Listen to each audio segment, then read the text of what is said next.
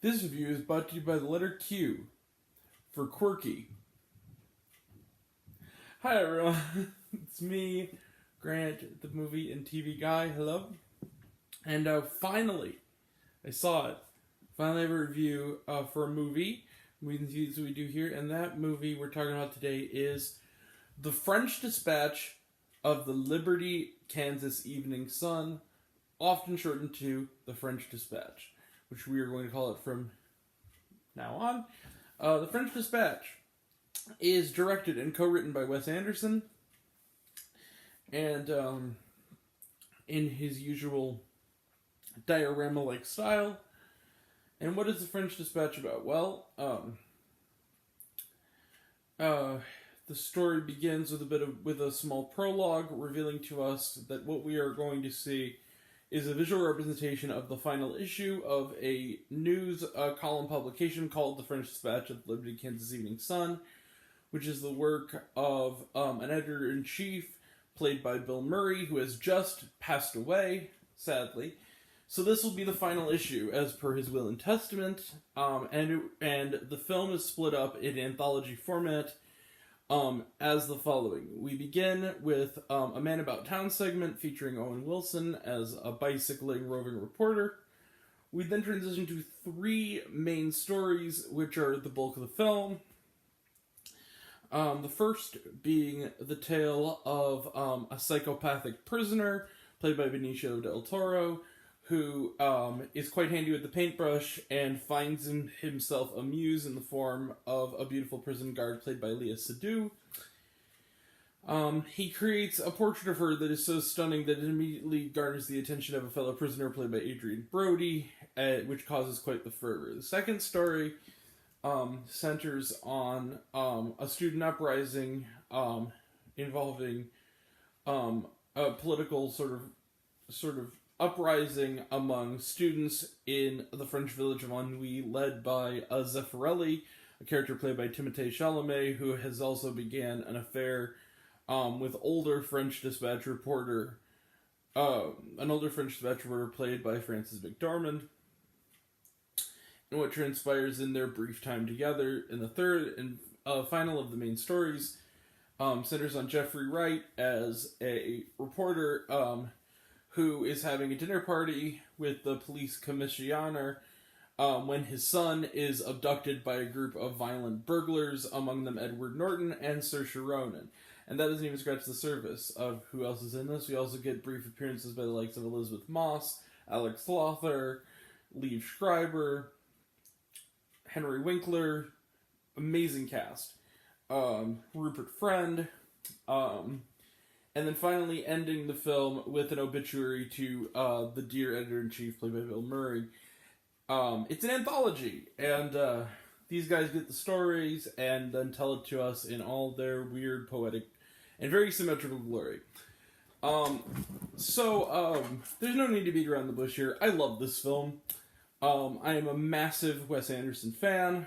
I will say this, however. If you are not like a card-carrying Wes Anderson fan, you will probably not like this movie as much as I did. I would not say it's one of the best of Anderson's films, but even on a bad day, Wes Anderson is still one of the greatest directors who has ever lived or will ever live. And this film is a really, at the end, kind of bittersweet and touching tribute to the press and the sacrifices they make to tell us about the world we live in. Which really packs the power. There is humor to this, but there's also emotion, as per the usual telling of Mr. Anderson. And we really get to see these stories come to life. He does some really interesting visual tricks involving shifting from black and white to color. It's in a very thin aspect ratio. We also have scenes where what are supposed to resemble, I guess, still photographs from the publication show the actors in freeze frame still kind of doddering within the frame. We also have a chase sequence that is animated in the style of like old French comics. It's a very, very neat style of doing things. I can't quite pick a favorite story, although I will say probably the first was my all-time favorite, but I liked all of them in different ways. I was also quite fond of the second story.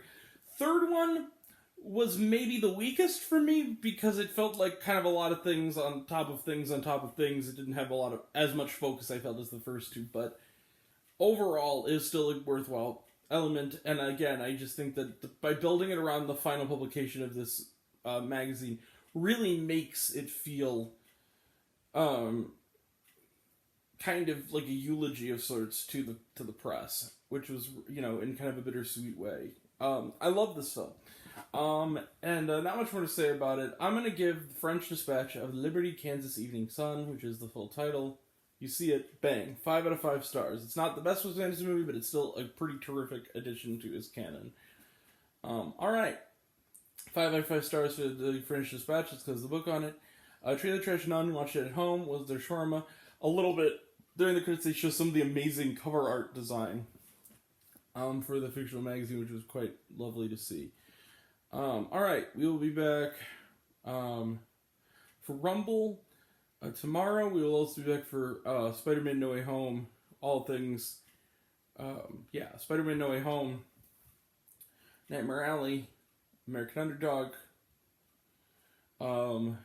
Being the Ricardos, The King's Man, The Matrix Resurrections, Don't Look Up, Licorice Pizza, A Journal for Jordan, and then we'll also be doing some catch-up movies, and then the best and worst of 2021.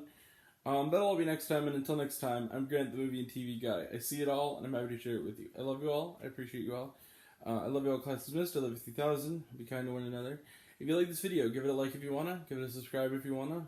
Give it the bell. I don't know what it does that it's supposed to do, or so I've been told. If you want to find me elsewhere, reviews, this, and other fun stuff, you can check me out on Letterboxd.com at Grant, the movie and TV guy, where we're doing our second annual ongoing 25 movies of Christmas.